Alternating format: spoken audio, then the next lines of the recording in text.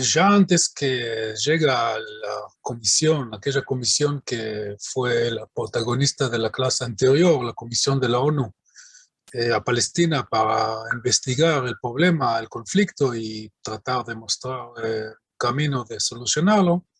Ya antes que llega esta comisión, ni siquiera antes que se arma la comisión, ya los delegados árabes en la ONU fue creado en 45 y uno de los fundadores de la ONU eran 6 países árabes, como por ejemplo Egipto, entonces Siria, Arabia Saudita. Entonces ellos, los delegados árabes, rechazan el sionismo sobre la base, por ejemplo, que no existe un pueblo judío y que los inmigrantes que llegaron a Palestina representan a ellos mismos como mucho, y que los que llegan de Polonia, por ejemplo, los judíos de Polonia, no tienen nada que ver con los judíos que llegaron a Palestina de Alemania o de Rusia.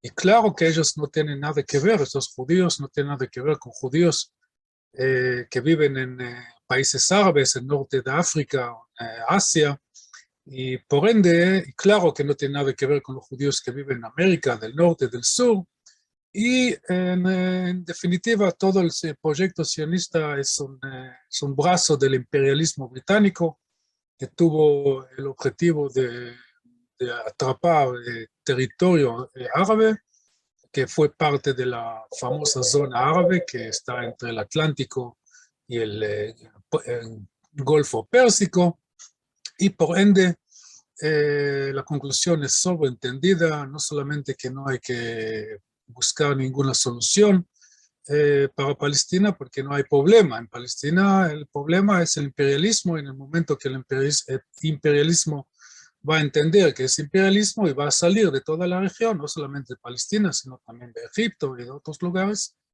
que en aquel entonces los británicos estaban todavía en Egipto, ellos van a salir de Egipto solamente en 1954. Entonces, eso es el argumento.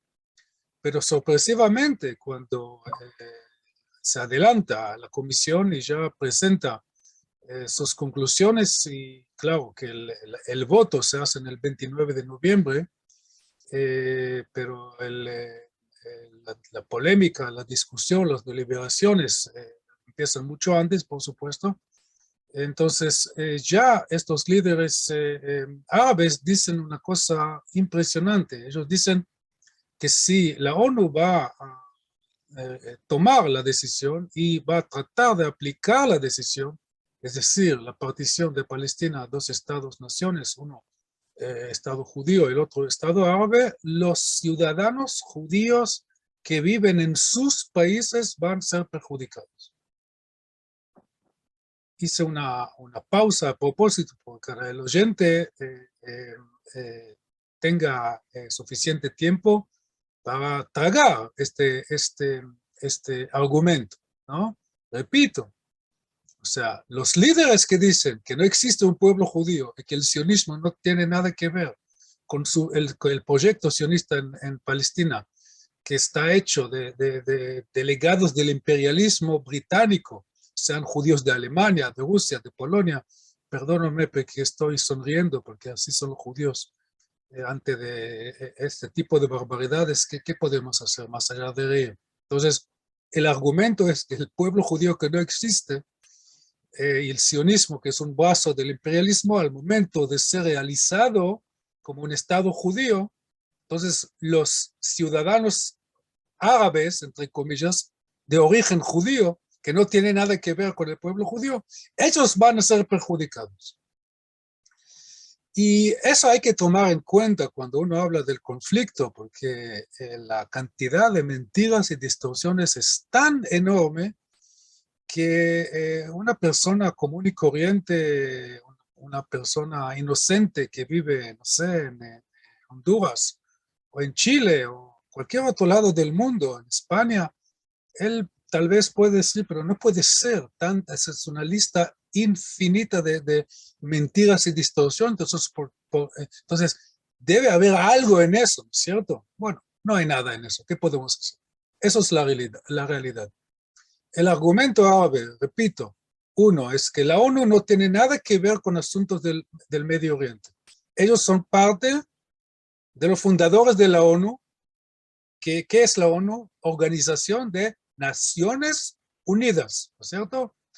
La idea es que hay un mundo de humanos que tienen estados, como por ejemplo Egipto, como por ejemplo Holanda, como por ejemplo Japón.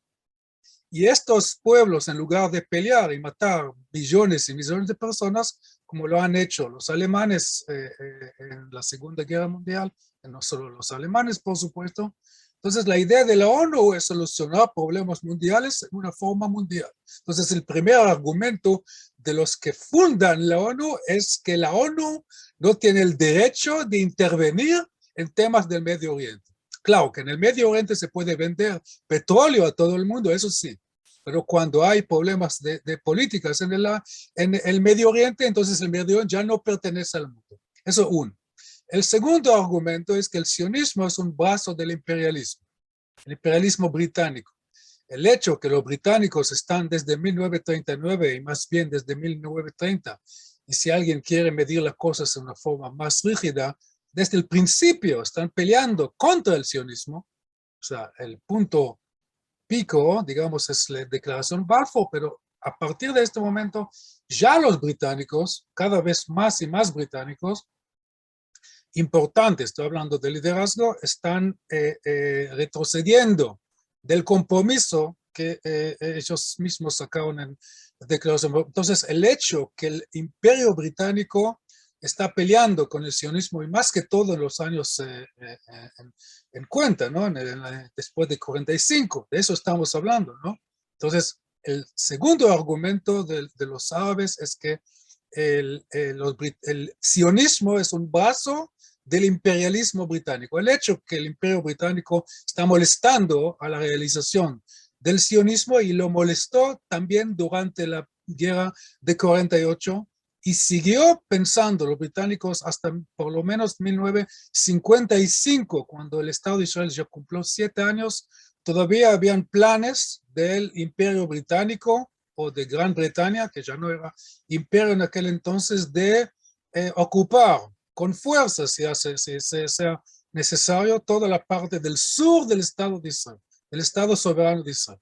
Entonces, por los árabes, el sionismo es un brazo del imperialismo británico. Eso sería el segundo punto. El tercer punto es que no existe un pueblo judío y por ende, lo que están ofreciendo los sionistas a los judíos, que no existen, no tiene nada que ver con los judíos que viven en Marruecos o Libia o en Egipto, que son ciudadanos iguales, ¿no?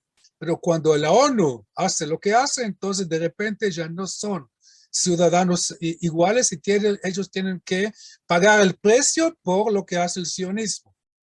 Bueno, estamos viviendo un mundo de libre expresión, de la palabra, de libre conciencia, de igualdad. Entonces, el hecho que hay liderazgos políticos, oficiales que están utilizando estas libertades que fueron comprados, entre comillas, en sangre de millones de personas en el mundo, en Sudamérica, en Norteamérica, en Europa. Entonces, estos valores de la Revolución Francesa y de la Revolución de las Américas, el ideario de San Martín, de Bolívar, de Washington, etcétera, la libre expresión, la igualdad entre los seres humanos, bueno, ¿qué podemos hacer que hay personas, líderes intelectuales que utilizan esos derechos para vender cualquier tipo de barbaridad?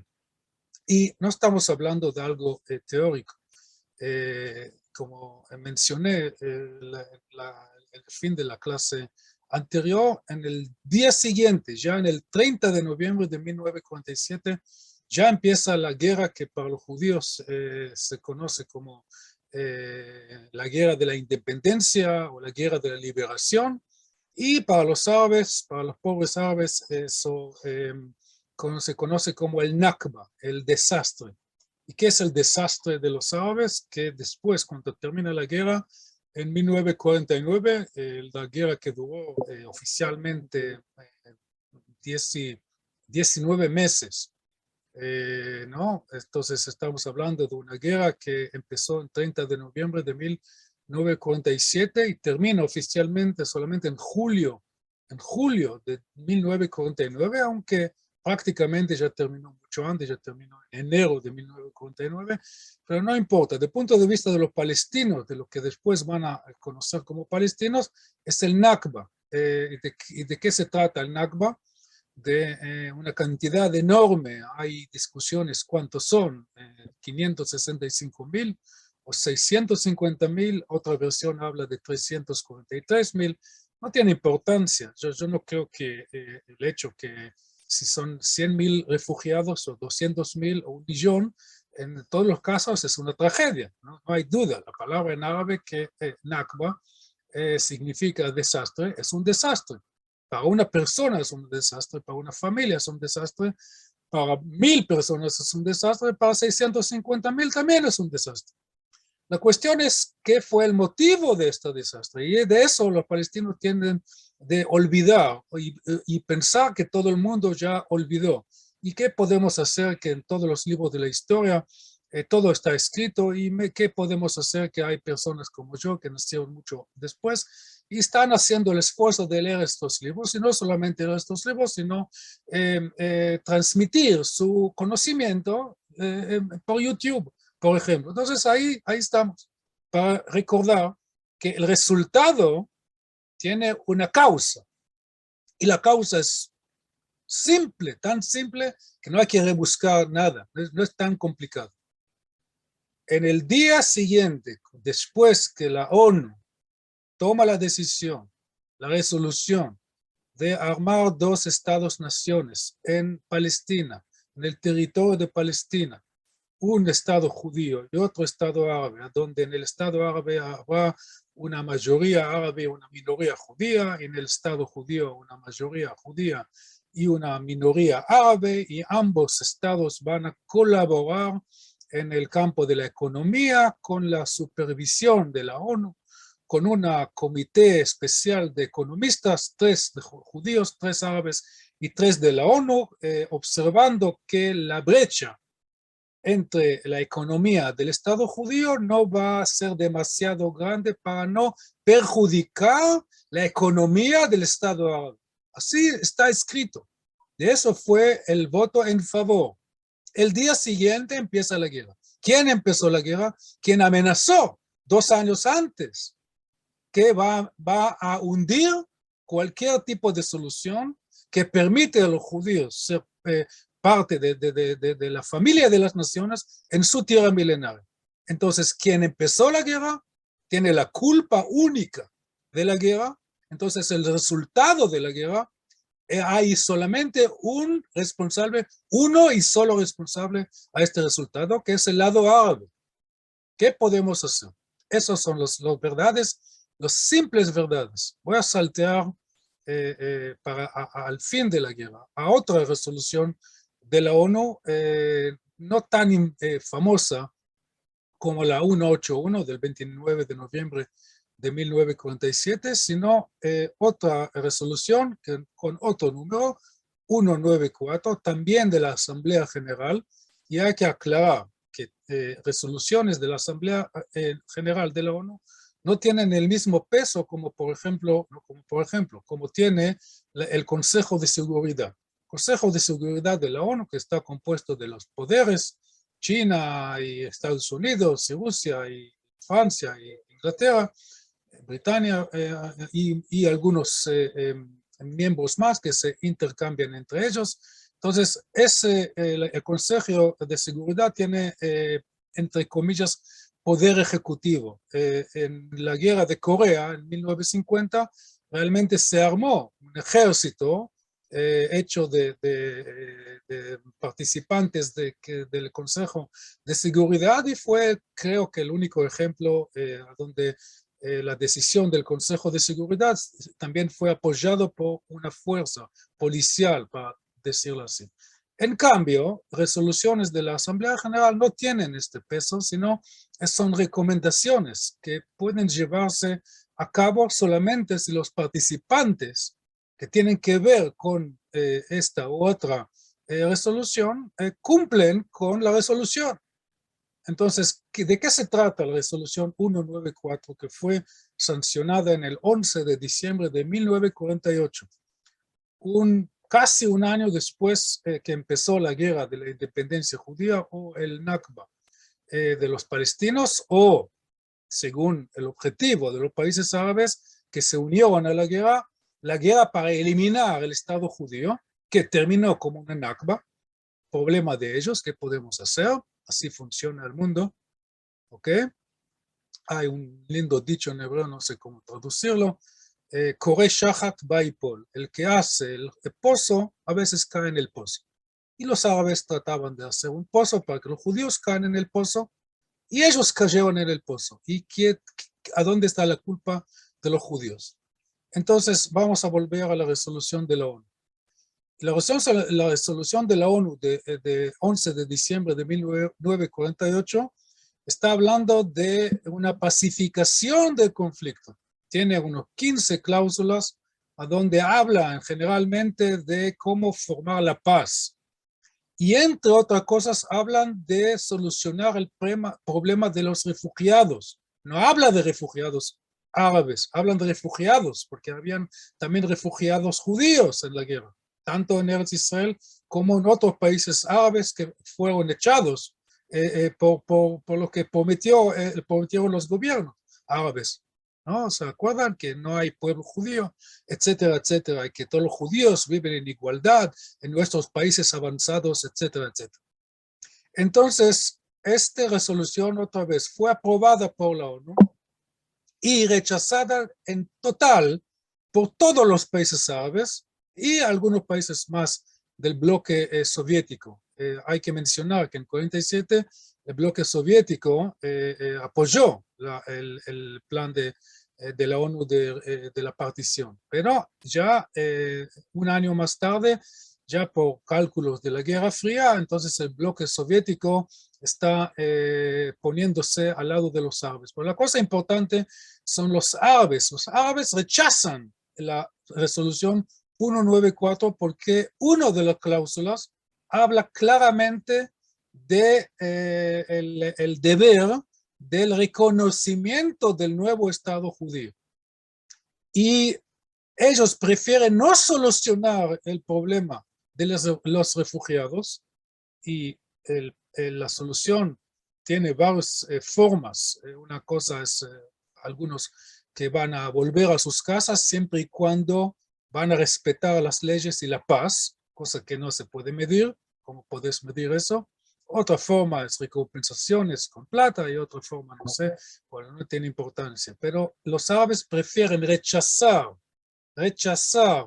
una solución al problema de los refugiados, que la mayoría son árabes, porque eso significa el reconocimiento del Estado de Israel. Eso no lo pueden aceptar, eso no lo podían aceptar, eso fue el primero en aceptarlo fue Anwar Sadat solamente en 1977.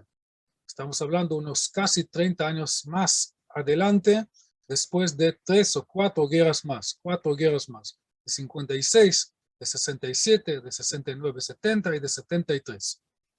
Entonces, cuando estamos haciendo el cálculo, tratando de entender la historia sangriente de la Guerra de la Independencia, tenemos que tomar en cuenta sus motivos. O sea, la guerra no estalla porque alguien está aburrido, como mucha gente hoy dice, porque hay compañías que fabrican armas, entonces buscan, son argumentos menos que ridículos.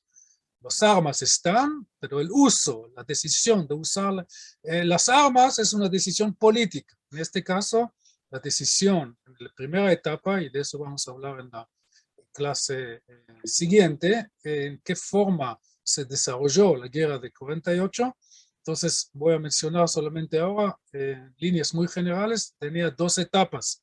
Una etapa desde 30 de noviembre de 47 hasta el 14 de mayo 48, cuando Ben Gurión declara la independencia del Estado de Israel, y después la segunda etapa desde el 15 de mayo de 48 hasta lo que dije antes, hasta julio de 49, cuando Israel y Siria firman acuerdos de cesa de fuego, ¿no? De paz, Dios me libre, ¿no? Que los sirios van a reconocer la existencia de un Estado judío en la región. Bueno, hasta la próxima. Gracias por escuchar.